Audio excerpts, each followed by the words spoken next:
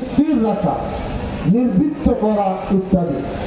কোন ব্যক্তি তার মালিকানাধীন কোন সম্পত্তি বা সম্পদ নিজের নামে মালিকানা থেকে মুক্ত করে আল্লাহর সম্পত্তি ঘোষণা করে আল্লাহর ওয়াস্তে জনগণ কল্যাণ, জনসেবার জন্য উৎসর্গ করলে সেই উৎসর্গ করার কাজটি হলো ওয়াকাফ।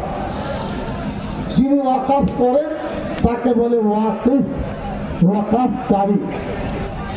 হাদিস শরীফে বর্ণিত আছে নবীজি সাল্লাল্লাহু আলাইহি ওয়াসাল্লামের দ্বিতীয় খলিফা হযরতে সাইয়্যিদানা ওমর রাদিয়াল্লাহু আনহু, কোরআন মাজিদে আছে লান তানালুল বিররা হাত্তা তুনফিকু মিম্মা তুহিব্বুন, সাদাকাল্লাহুল আযীম।